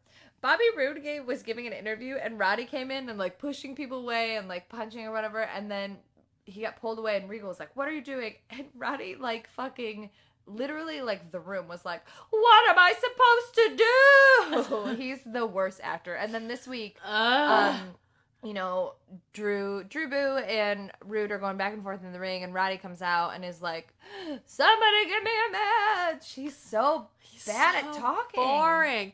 You know, no, it's not even that he's boring. He's really bad at promos. See, I feel like that's why he's bad, is because it's not like, I'm bad at this. It's just, I'm so dreadfully boring that I just can't pay attention to it. Can't even, like, no emotions. I just But then don't Rude care. this week he was like, oh, well, if you want a match, you can have a match with me after TakeOver. But you gotta get through Drew first. You gotta fight Drew. And then Drew was like, I don't care. I'll fight him. And then 4 days later, I'll fight you. I'm Drew McIntyre, rah, Scottish Pride. And then Rude was like, my little chess game. Everyone will be tired and nobody will win. Yeah. I still think that Drew will win. But even if he doesn't win, then there's, like, reasons and whatnot. Yeah, and they can continue. And with at this least, feud. you know, they brought Roddy in. At least they're using him. Yeah, that's true. I am glad that they're using Roddy. I just, like, what the fuck is the point of Bobby Roode being their champion anymore? I feel like that's coming to an end. Yeah, I feel like it's coming to an end. But we felt like that before, and Ember is obviously winning. I would not be shocking if Sanity won, but it would also not be shocking if McIntyre won. But I don't they're think not going to Sanity's flip. gonna win. They're not going to flip all the belts. I don't think Sanity's gonna win. Well, you think they're getting called that, but Well, outside of that, part of it is that they want Killian Dane to be a singles wrestler. Like, they're not going to give him a tag team belt and then have to, like, take it off of him. It doesn't make sense. Well, they don't have to take it off of him. If that other guy comes back, then they just freebird it and give it to the other guy. Yeah, I guess they could do that, but, like, that's weird. Freebird. Yeah, and, like, I would be surprised if they did that because it sort of feels like they want that to be a special thing for the New Day, that they're, like, the only team that really takes advantage of that kind of stuff. So I would be surprised if they did that. So I feel like they're gonna switch the two main titles. Also, like, when the fuck are they gonna introduce another title? I feel like part of the problem with NXT is that they need, like, an intercontinental belt really badly. I don't think they have plans to do that. I know, and I wish that they did, because, like, I would much rather see Roddy do something like that. I just don't need him to be champion. I just don't. I don't think it's necessary. I don't care about him enough that I think that it would do anything good for that belt, but, like, to put in intermediate I don't think he's territory. gonna win it. Well, no, I don't either, but, like, but that's the thing. Like, I don't think he's gonna win it. I don't ever believe that he's gonna win it. If there was an intermediate title, I feel like guys like him who are gonna move up to the main roster and be intermediate guys should have a way to practice that. And it feels weird that as a farm system, they don't have something like that set up. Like, they do for the women, the men, and the tag teams, but, like, midcard is such an important part of WWE's main product that it surprises me that they don't groom people to be part of that. Because you set all these people up to be like, you're going to be NXT Men's Champion, which means that you're of this elevated level. Like, I wish that they would just indicate sooner, like, we understand that this is your place in the company. We want to train you to be in this middle ground. Yeah. So, but it's also an hour-long show, and so, like, how do you fit that stuff in? It's hard because then there are people like Itami and Hero. Who also would be good intermediate guys. Like, give them another I get what you're title. saying. I just don't. They'll never do it. Yeah. It's NXT and they don't have to, but I wish that they did. It sort of feels like how, like, I'm not a regular watcher of Progress, so I only know it as, like, an outside observer, but it sort of feels like when they added the women's title, it was like, yeah, duh, this feels necessary and, like, the next step of evolution in the company, and it feels like adding an intermediate men's title is going to be like that with NXT at some point. I just wish that they would get to that conclusion faster. Yeah, maybe. 2 weeks ago, there was a match between Sonya and Jenna Van Bemel. Whatever, Sonya won. She looked good. It's fine. Yeah. Itami gave an interview. I don't know what I wrote. I wrote, girl, what is you wearing? Must have been the girl interviewing him. I don't know. Was it when she had that, like, weird lace front thing on? I don't know. It must have been terrible. But anyways, it doesn't matter because Itami just stole the mic and was like, I don't need you. Bye, bitch. And then just, like, started speaking in Japanese, comes out to the ring, gets in Aleister Black's face. Aleister Black's like, I don't have time for you. Takes care of Itami, but sets that up. And then Aleister Black's like, well, I'm here for my match. And then Kyle O'Reilly came out. Yes. Mm-hmm. I really like Kyle O'Reilly. I feel like Kyle O'Reilly is not a good fit at NXT. Yeah, why is he there? It's so strange. Like, But you know, I love Bobby Fish, and I'm excited for all of these people to, like, make money and stuff, but I also kind of feel like Bobby Fish is not a good fit at NXT either. I don't understand why either of them are there. Because they want to be in WWE and they want to make money. Yeah, and this feels another, like... They're both great wrestlers. It feels weird. And I think that they are both very, very good examples of why NXT needs an intermediary title. Like, neither of them fit as an NXT title holder. But if they had something in the middle, it would be like, oh yeah, this is why these people come here, is for this stuff, and then to move up to the main roster. Like, that would make so much more sense. Like, neither of them belong in the title picture. Especially not the title picture that's being set up in the men's division right now with giant dudes. Like, neither of them really fit that. But they're both very good, and I wish that there was a way to use them. But, like, you can't throw them in the cruiserweight division, because then that just means that's just a big middle finger. So it almost feels like there's no place for them. Like, yes, I love them, and I'm excited that they're there and they're making money, but why? It sort of feels too like when Tommaso and Gargano originally premiered as NXT guys, where it was like, yeah, they came at a big wave of independent people coming in as well. So it was like, why the fuck are these guys here? Like, this is so weird that they threw these guys in here, and like they had to find their place inside of it. So I hope that Bobby Fish and Kyle O'Reilly are able to do that. But I feel like within this singles division, it feels much less likely than the way that Tommaso and Gargano fit into the tag team division at the time. Yeah. We'll see. We'll see. I do like that Aleister Black, even though the matches with Bobby Fish and with Kyle O'Reilly were really good, I do like that he is consistently winning. Yes, I agree.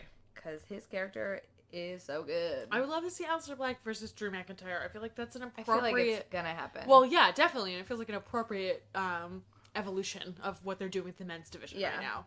This week there was a video from Peyton and Billy where they were in a hallway and they're like, we're here, we're gonna do a makeup tutorial. You get to get lips like me and eyes smell like me, and they were like being really silly. And then Ruby shows up in the hallway like right back there and like looking at her phone, and they're like, ugh, Ruby, ugh, she's in our video, ugh, she's got so many holes in her ears, ugh, I wish she could cover her whole body with tattoos. Then maybe she would be attractive. No, we don't even want to do this video anymore. Ugh, she ruined our makeup tutorial. And then Billy got like really mad. And they're like, shut up the video, shut up the video.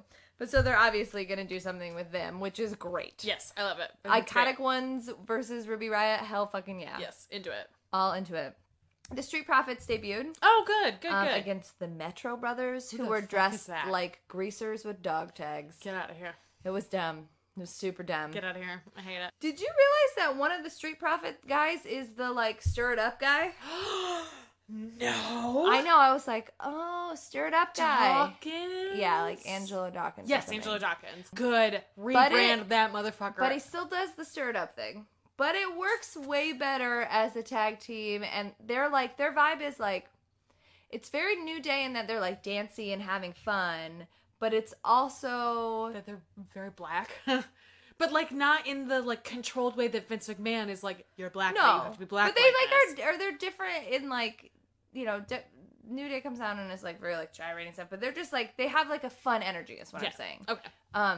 But they also have a... Oh, I thought about something else, too. It's, like, they have, like, a New Day vibe, but then they also have something else vibe. But their whole thing is that they're, like, just, like, to party and have fun. Like, they came out with, like, red Solo cups. And, like...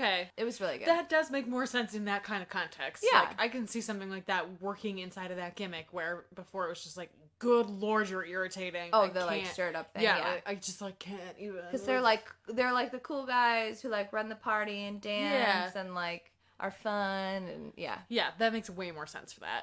Okay, good. Yeah, they won, obviously, thankfully, against the Metro Brothers. Whatever, dog tags. So yeah, I don't get it. I don't know why like tag teams always wear dog tags. Because brotherhood, right? Whatever. I don't fucking know.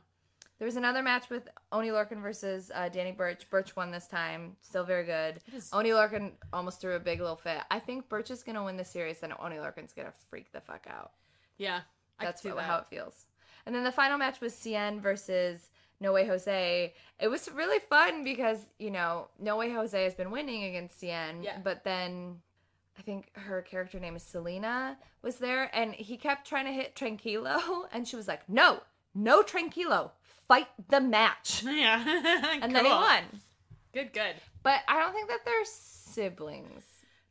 But I don't think that they're dating because she went up to, like, Morrow and took his mic and was like, did you see that? Did you see what my associate there is doing? So, like, I don't know. I wonder if they've transitioned away from that since they never actually announced it. Like, but it doesn't seem like, even though Morrow, like, called them a couple and then she was like, no, my associate over there. Yeah, it doesn't seem like they're supposed to be some kind of sexualized couple. So I wonder if they were like, well, sister and brother doesn't work, but, like, manager-ish.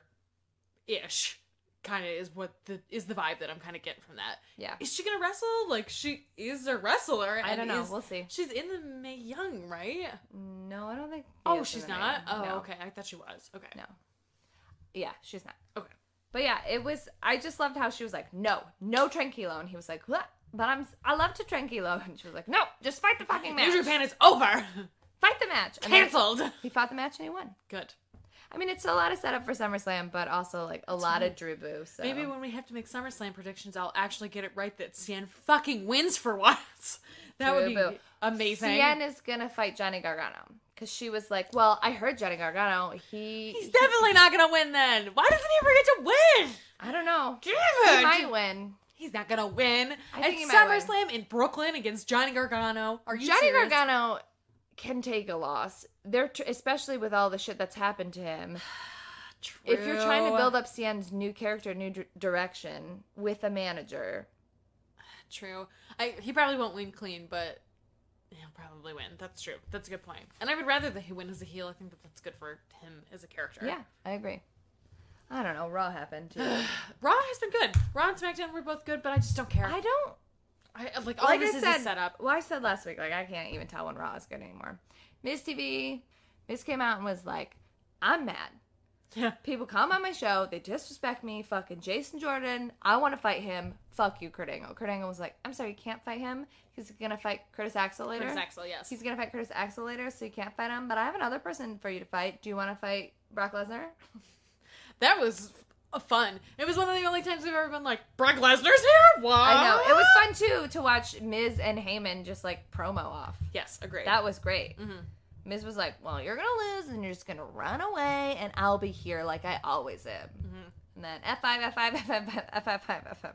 Are they building to a Jason Jordan Miz SummerSlam match? Is that what's going to happen? No, I don't think so. I don't think either of them are going to have a match at SummerSlam. There's so much going on. I don't think they're going to have There's a a match. lot going on in SummerSlam, but it's just a little weird to me that they wouldn't put the Intercontinental title on a Big Four at all.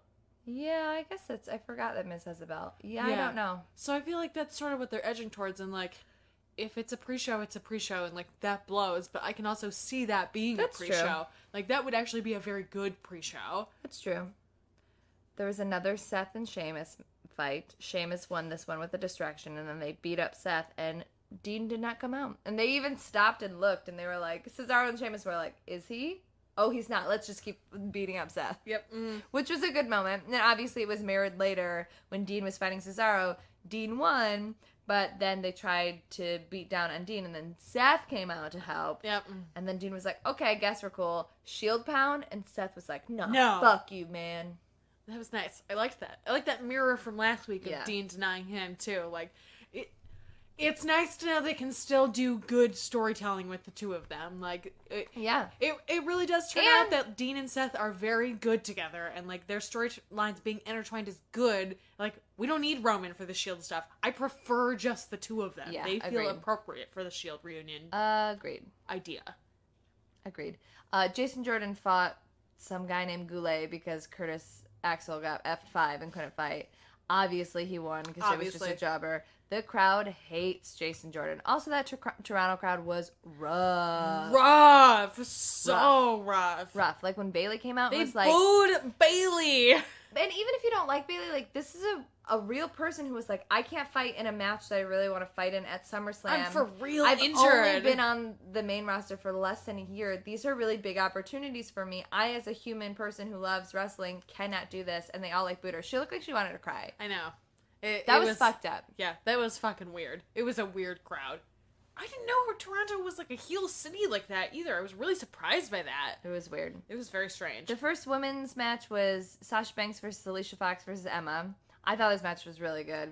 I thought everybody got their moments. We obviously knew Sasha was going to Yeah. win. Emma looked really strong. She, like, just fucking threw Yeah. Sasha into the ring. This was one of those ladies' matches where I really enjoyed 90% of it, and then it seemed like at the very end, the ref was like, okay, you gotta end it right now. And it just sort Yeah. of, like, fell apart with them trying to throw it together at the end, which sucks. And I honestly don't know if it's just that they're unprepared for the fact that the time ends, or if the time is ending sooner than, because it just seems to happen a lot with the women that, like, all of a sudden it ends. And so it doesn't feel like... Yeah, I mean, it did all of a sudden end, but You mean because the build is uneven? Yes, the build feels so uneven with the Because women. I didn't think there was any like botches or Yeah, like no. sloppy spots. Yeah, it's just that the build is so uneven so consistently with the women. It makes me wonder if, like, do they plan the women's matches this way, or are the women's matches just the ones that during the match they're like, we have to cut time from this? Because it kind of always feels that way. That it just sort of, it's very good and there's this great build, and then all of a sudden it's just like, boom, it's over.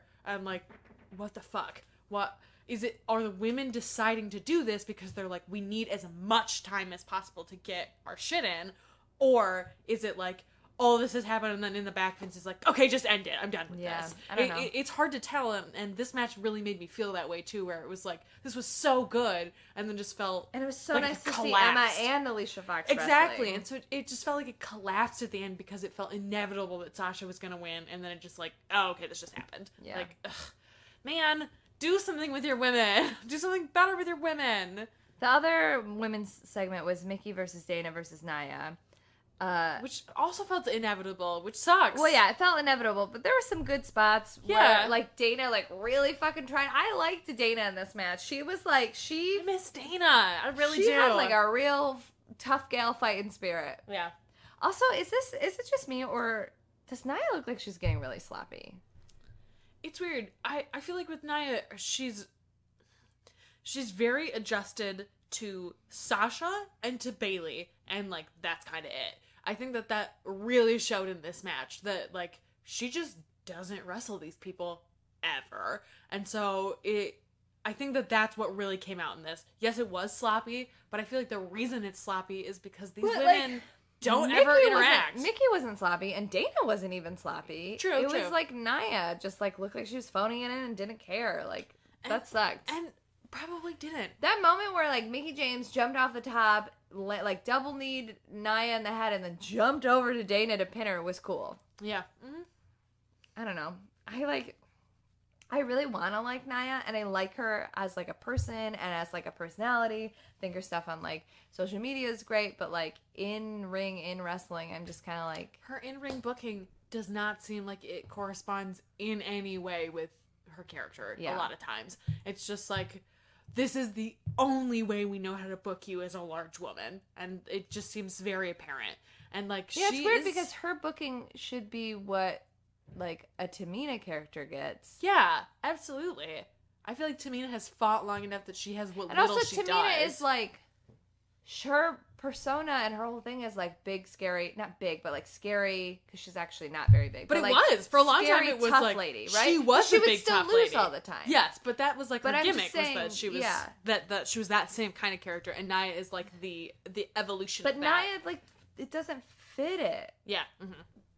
And part of it with Nia is that she should have spent more time in NXT Yeah. for her promos. Like, most of the time Well, she's and fine. some, like, in-ring skill, too. But that's what I mean, that, like, in-ring promo work where, like, I feel like if she connected with the character in the same way that she does in the stuff that she does with Alexa, you can see her connect to that character. But the stuff that she does with Alexa, too, is a lot of silly stuff. Like, she's Yeah. clearly, like, way sillier and funny, and True. they just want her to be like, you're a That's big a girl, good so you point. have to be bad. Yes, that's a which good is point. actually not, doesn't Who she seem is. like a very good character for her. Yeah. She's not playing a character that is her personality enhanced. She's playing a completely different character. Yeah. And you can see that. That's No, what it feels like. That's a very good There was a point. bunch of Enzo show, club, cash stuff. gives a Literally, who cares? Enzo's going to be in Shark Cage. Fucking who cares? Who cares?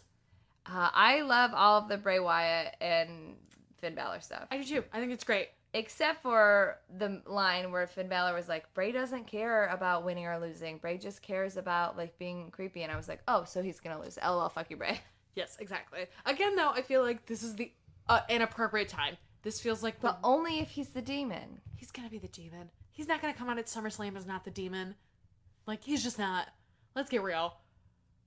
It would be so bizarre not to. Yeah, he won I the guess. Universal title a year ago as the demon. It would be very weird I guess that's true. to not come out as the demon. That's true. And again, especially after Bray so many times has been like, mortal man, mortal man, mortal man, really pressing this mortal man thing. Really pressing, Yeah. mortal man can't beat me. Like, to come out as the demon feels like the only appropriate thing. Yeah. There was a Titus Brand segment, which was fun, because they were all just, love like, him. celebrating together, and then Neville came in and had to shit on everybody's party. You And then there was a dick. match between Davari and Tozawa. On 205 Live, there was another in-ring, or there was an in-ring interview with Corey Graves interviewing Tozawa. Neville also had to come in and ruin that. He was like, no. Corey, you've been around for so long. Why are you interviewing the champion's opponent? Why aren't you interviewing the champion? Yeah. Which was great. I love it. I also love that Neville presents this character like Corey may have asked him and he said no. Yeah. And then was like, how dare you interview this other person?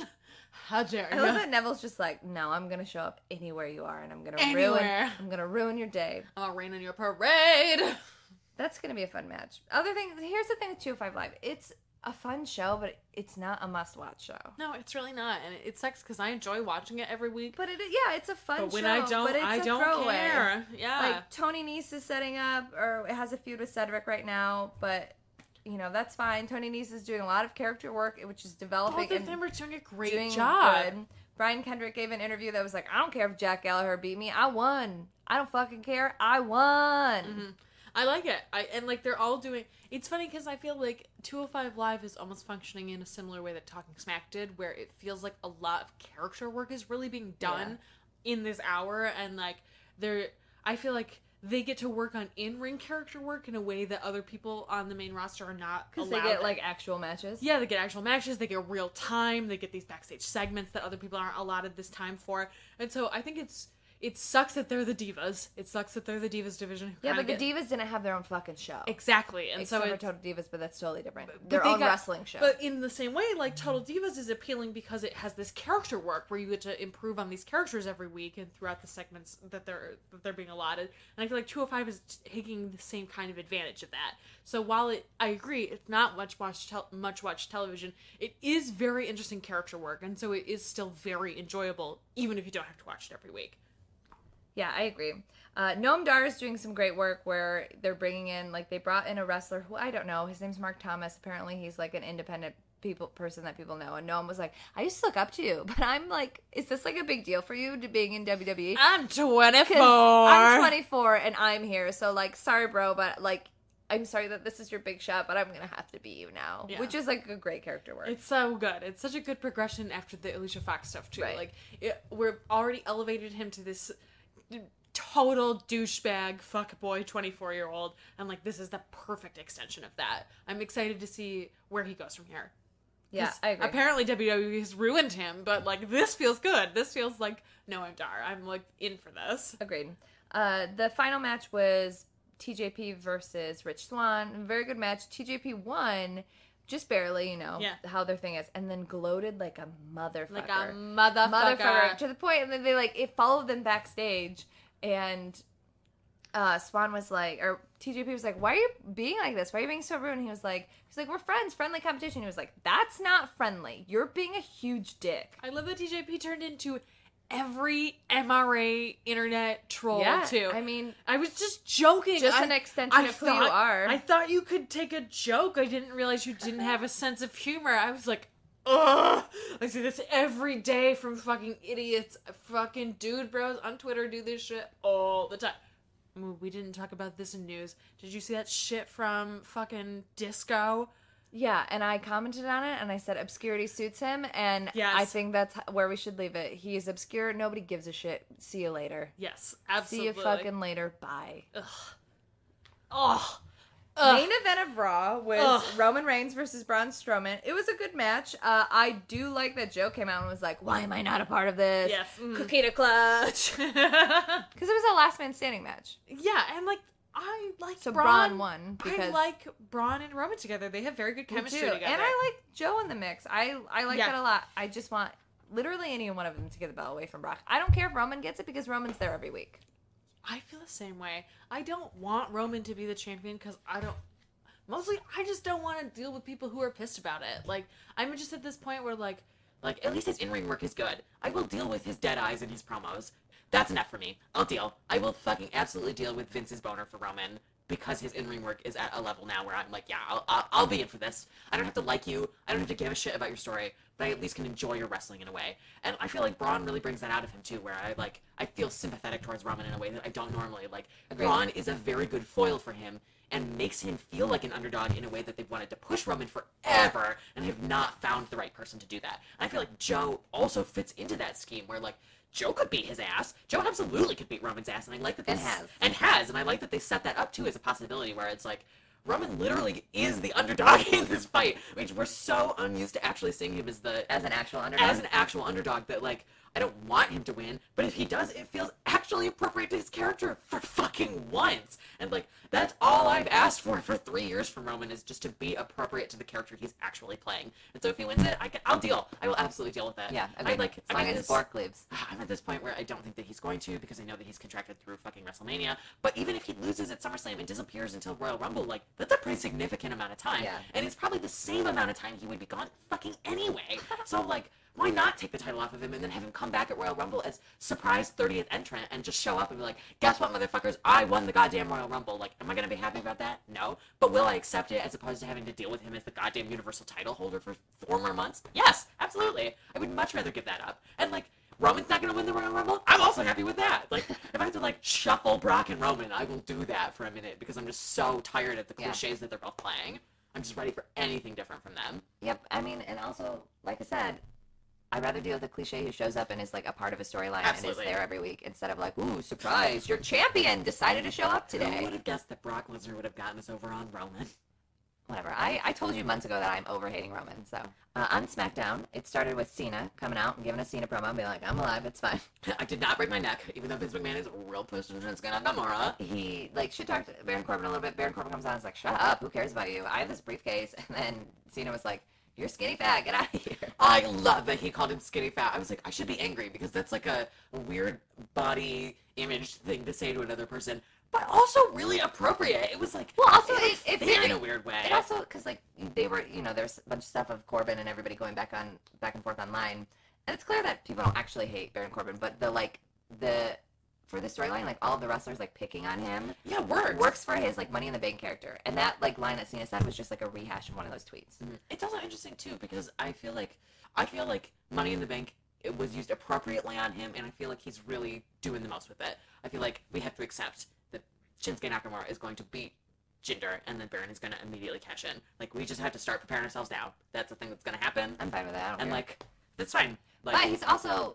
Is he going to want to cash in after he wrestles Cena at SummerSlam? So the idea, too, of him being a little worn down from Cena at SummerSlam and Shinsuke being worn down from beating Jinder and having them actually have, like, a match. Not just, like, Baron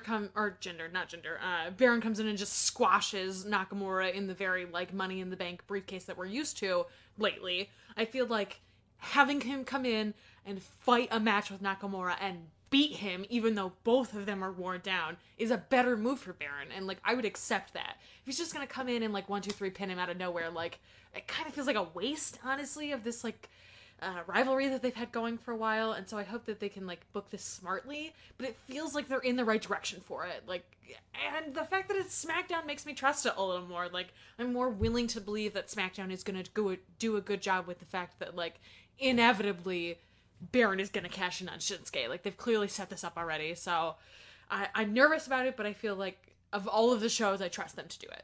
Yeah, and I also wouldn't be surprised if Corbin lost it. I agreed, and that's kind of why I feel, too, like, if they're going to have, like, an actual match, it would feel appropriate for Baron to have been a little beat down and Shinsuke to be a little beat down and to have a real match and then have Baron lose, where, like, it establishes that he's still very strong against Shinsuke, but that Shinsuke is such a strong champion that he would beat him. But Vince McMahon is also pissed at Shinsuke Nakamura, which makes me think even more that Baron Corbin is going to win. That's fair. The second segment was the Usos versus Sami Zayn and Ty Dillinger. I like Sami and Ty together, but I also don't want them to be a tag team. I don't either. But they so did a good unnecessary. Job. And, you know, they're trying to build up their tag team right now, so to have Sami and Ty lose as a tag team when that's not their, like, gig is, like, it makes fine. sense. Yeah, I agree. The Usos were given a promo shit-talking the New Day, like, oh, where are you? Where are you? And then Big E came out, and they were like, oh, by yourself? And then, of course, Kofi and New Day beat them from behind. But, you know, they're good guys, and so for them to do, like, a sneak attack is a big deal, especially since the Usos have been doing it on them. I like the Usos versus New Day. I think it's a great rivalry. Yes, I completely agree. I like it a lot. There was another Fashion Peak segment. More stuff I don't understand, more stuff I liked, even though I didn't get it. But I also just, like, really, really am digging everything the Ascension is doing. I am too! We just came here for free pie. We have to get more pie. I love that Fandango came back and was like, and Breeze was like, is it gonna take 18 episodes for you to get normal again? Like, I like that also, like, I don't get it, but I get it enough that, like, that's, like, a nice little nod to this, like, this is so strange, I don't really get it. Yeah. But it's okay to not get it. That's kind of the point. I just love them doing all this different stuff. They're so funny. Both of them are so funny. That they're gonna figure it out at SummerSlam, theoretically. So That's fine. Are they gonna have a match at SummerSlam, or are they gonna figure it out at SummerSlam? I don't know. We shall see. Either one is fine. I feel like having them figure it out at SummerSlam and then having the Yeah, SmackDown in the interest be of time, it would seem better to have them figure it out at SummerSlam. Yeah, and they want the ratings of the Tuesday show after SummerSlam as well. Like, that's very important to WWE. So, like, to set that up at SummerSlam and then do the actual payoff on Tuesday afterwards, Would make a lot of sense. very likely. It seems like that is a really good idea, actually. The next match was Charlotte Flair versus Lana, which at first was like, what's happening? But then you see this backstage segment where Lana is talking to Tamina. It's like, I really look up to you. You're strong and you stick up for yourself and you're a great wrestler and I want to be just like you, except for, like, more ravishing and more determined. I'm going to ask for a match with Charlotte. And fucking Tamina's face the whole time was like, bitch. And then I loved how Lana comes out and Charlotte is literally just laughing in the ring. She's like, this is ridiculous. Sure, whatever. I'll take this weird warm-up match. Yep. Mm-hmm. Also, is Lana wearing her spats backwards on purpose? No, probably not. Because for like 3 weeks in a row, it says Crush Lana instead of Lana Crush. Oh, girl. Does she not know how, like, mirrors work? Probably not. It says Crush Lana. Well, that's what happened. So, accurate, I guess. I did like the after segment with Tamina where she was like, I'm pissed that you said this, but really I need you to elevate me. And I like the idea of Lana acting as a manager within the women's division for Tamina. Like, they wanted to separate her and Rusev, clearly. Like, that, whatever. Do what you gotta do, WWE. At least they're still in the same show together. That's fine. But Lana is a better manager. And so to put her in this capacity as, like, a wrestling manager, like a Famous Bee or a Titus, like, is smart. I think it's a better use of her character. I think it's a better way to push Tamina as well, who really deserves and needs additional help. Like, Because she's, like, unfortunately just, like, not good at promos. yeah, she's Because, like, she's really fine. never been able to talk. Yeah, she's fine. That's the thing is, I think the worst thing about Tamina's promos isn't that she's bad at them. It's just that she's fine.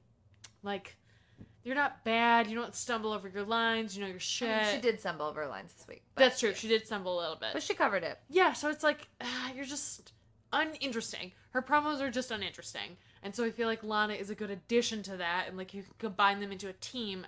Like, that was a good idea before. And it's a good idea now, even with this extra dynamic on top of it. I feel like it makes their storyline more rich. I agree. We did not talk about in Raw how it seems like Goldust is moving into a manager position.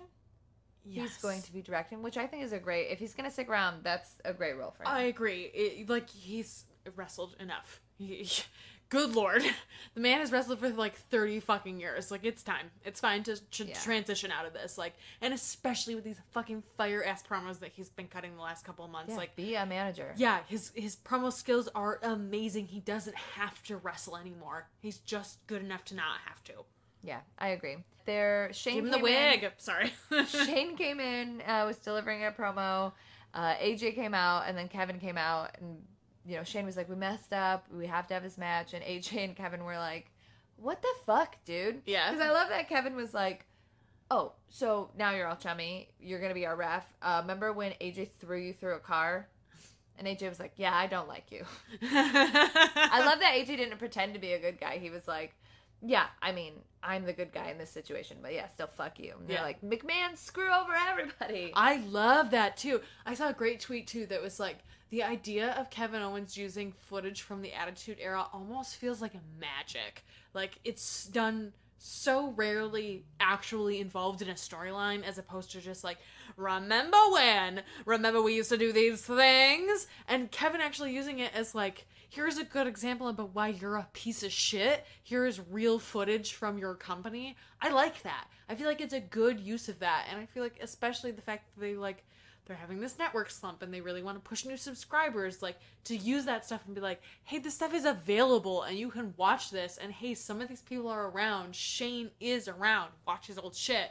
Feels really appropriate, and, like, I like that Kevin is the one who's doing it. It feels like Kevin is the appropriate person to be like, yeah, I went through and I watched all this shit from the network. Of course I fucking brought this shit with me. Who do you think I am? I'm Kevin fucking Owens. I also love that he, like, totally trolled the audience and was like, I'm on your side. We're Right? Canadian together. Except for I'm better than all of you. Brett deserved it. Shut up. Yes, I loved it. He's so good at crowd control. He's like, I understand that they're not the same, but he almost feels like Cena in a way where he understands crowd psychology so fucking well. Yeah, he like, does. he can make a crowd do whatever he fucking wants. I feel like that's why he and Chris Jericho worked so well together, because both of them have such an understanding of, like, I can turn this crowd immediately. I know exactly what to say to make this crowd do exactly what I fucking want.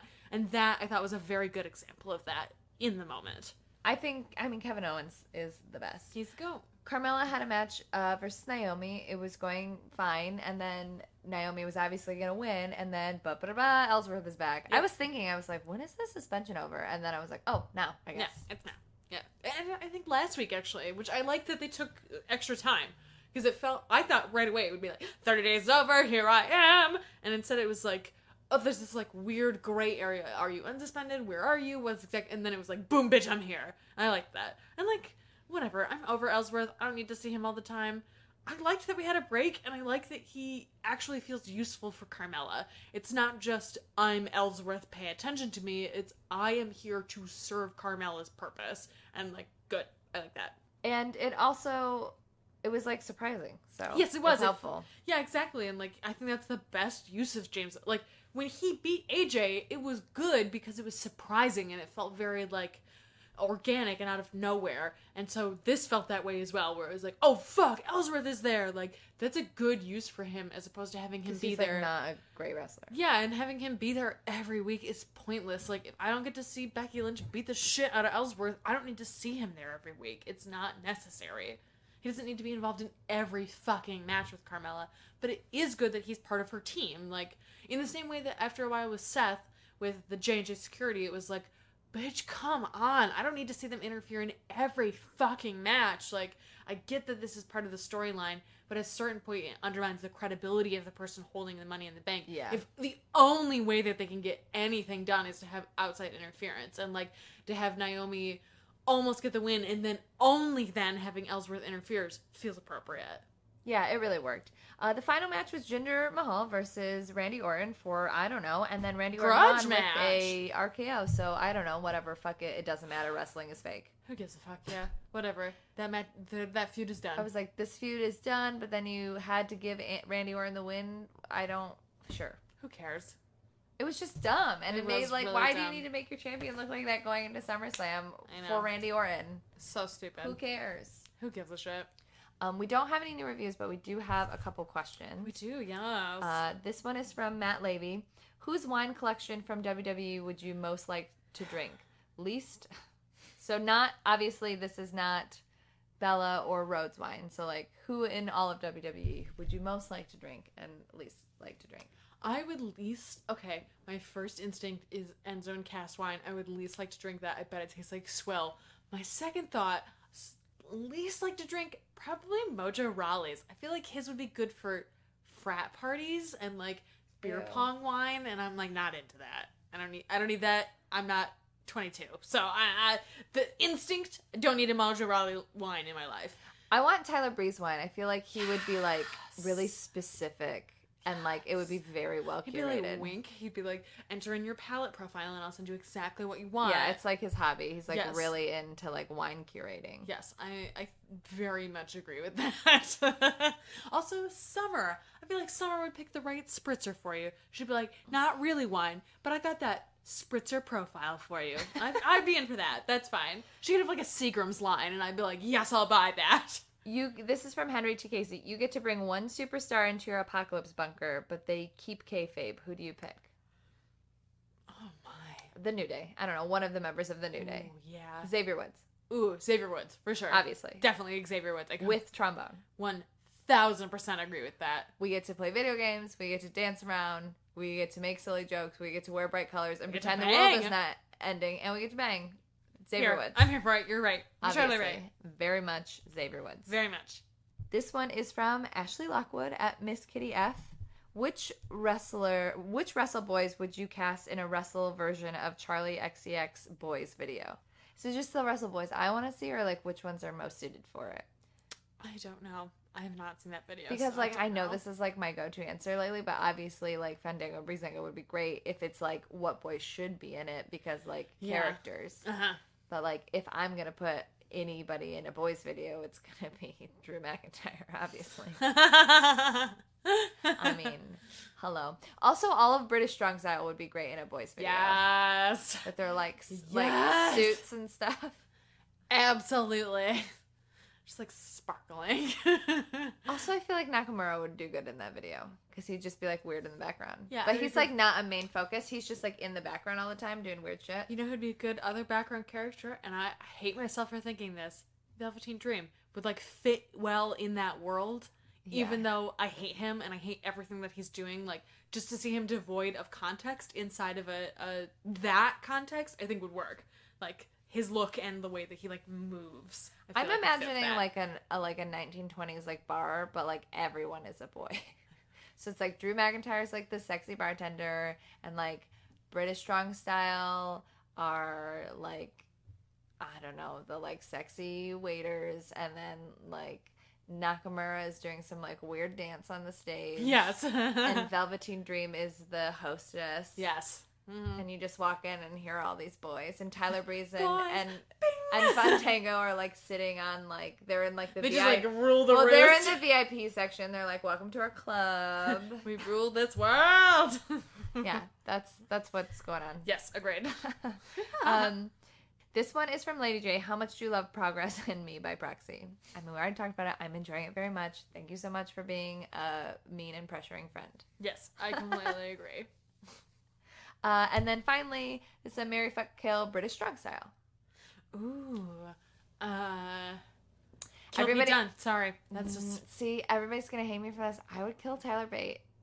I would kill Tyler Bate. I would fuck Pete Dunne, and I would marry Trent Seven. Marry Trent Seven for sure. I definitely agree with that, but I would fuck Tyler Bate and kill Pete Do you Dunne. want the like angry sex? With Tyler Bate? As opposed to Pete No, Dunne? with Pete Dunne. Oh, I don't want... No, I don't. See, I want that. Are you kidding? I want to be like, I want like bitch, take your pants off. And I want him to be like, yes, ma'am, absolutely. Absolutely. no. I kill baby, have sex with Pete Dunne, marry Trent Seven. I'm glad that we're in agreement that Trent Seven is clearly the best husband. Obviously. Yeah. I also have some questions as well, actually. One from Henry T. Casey. How would you book Punk in Ring of Honor New Japan? Would you do it like when Adam Cole got inducted into the Bullet Club at Global Wars last year, where it was just like, boom, you're just part of this. We're doing this like totally NWO style. Or would you rather have something else happen? Like, I kind of like the idea of like with Marty, where it was like surprising, and all of a sudden he's just part of this organization. But I feel like with Punk, you can't really do that because the shock value of him being back, like, it has to be like, guess what? We have a person! And then like, boom, his music hits and he just appears. Like, I like that idea, but I feel like the only way you can do it is to have him just appear and be I don't think sudden. you can like set it up. It has to just be sudden. Yeah, it really Even just though, has like, to happen. Yeah. Yeah, and like there are things that I like about the idea of Punk returning to wrestling, but like I don't like the idea of it happening inside of Ring of Honor. I don't think that's the right place for it. But I would love to see him inside of New Japan, like to see him completely removed. Like, I hate wrestling in the States. I'm not going back. I'm not doing that shit. I feel like it would be more acceptable to be like, oh fuck, you went all the way to Japan for this shit. Like, I respect that hustle. I am here for that transition. As opposed to like, really? You just went to Chicago. You just came to Ring of Honor in Chicago. That's the only amount of level you're willing to give a shit about this. Like, I'm not into that at all. Yes, I would pop hard in that moment, but immediately after that, it would be like, really? Like, I'm just not interested in that. Yeah, but like, I know you're saying like I'm not interested in wrestling in the States, but like he had like a huge problem with WWE, so like I don't know why you have to make it an America thing. Just be like, I don't want to wrestle for WWE. I'm back in my home Ring of Honor. Ring of Honor is also connected to WWE. I know, that's but why. Yeah, that's a big part of it. Is that like the Sinclair Broadcasting Company is very closely tied to the McMahon Foundation. But you think that they would say no if CM Punk was like, I want to come back to ROH? No. I don't think they would at all. I think that their ultimate goal would be that they want him back at WWE, and that would be like, oh, we can get our foot into the door here. So I feel like it would be a stronger statement to come back in wrestling outside of that. Or it would be shittier for Punk to come back in ROH and be like, I'm never coming back, fuck you. You're so close and yet so far. Yeah, I can see that, but I don't feel like it's as effective. I mean, he's not coming back. Why are we still talking about this? But I feel like that's an effective, like, that would be a very Punk thing to do, to be like, I'm coming here and this is my home and I'm not ever coming to WWE. But I feel like it would be more effective to be a bigger middle finger, to be like, I literally went to the other side of the world, fuck you, I don't give a shit. Like, that feels more appropriate to me. But you're right. He's never coming back, who gives a fuck? Let's move on. We have one more question. It's a fuck, marry, kill. Are you ready? This is from Joe_Crack. Upcoming fuck, marry, kill. Scary face paint monsters. Rosemary, Sue Young, pre-WWE, Kana. Also, this photo is included. Oh, I would kill Kana. Really? That's terrifying. I mean, it is very scary. I mean, I guess... Over Rosemary, though? Rosemary's pretty fucking scary. Rosemary doesn't look like a doll that's come to life and wants to eat your face. I would disagree with that. No, I would marry Rosemary. I could deal with it. I don't know enough about Sue Young, so I'm just gonna say, like, let's just fuck and get it over with. But, like, that picture is terrifying. See, I would fuck pre-WWE Kana and kill Sue Young and marry Rosemary. Again, agreed about the marry thing. We're like, we know who stability relies on. If you had not shown me that photo, I maybe would have made a different picture or made. But like the whole point is the scary face paint. So but I feel like but that specific one is like I can't. Oh yeah, she's very frightening. That's true. All right, that's all. That's all of our questions. Well, you can find us on the internet. I'm at Stella_Cheeks. I'm at Erngency. You can find us at notyourdemographic.tumblr.com. You can email us, which no one has done in a minute, so, shoot us an email at notyourdemo@gmail.com. You should find us on iTunes and rate and review us. Remember that we're gonna do like a numbers thing, and we're gonna pick a winner from anybody who's left us a review. You get a copy of Boone the Bounty Hunter and some of our new merch, which includes a button and a koozie. Yes. We're going to do that sometime. I said that we're going to do it at our 2-year, but our 2-year is next week. So. And you know what? I don't think we're doing anything special for it. We'll do something special for the 100th episode, which is also just around the corner. Yeah, that's the thing. I feel like once we reach that, that's like the big deal. You can email us like birthday cards, though. It's our 2-year anniversary next week, yeah, you guys. You can. Through our email. There are e-cards. Okay. Dummies. Yeah.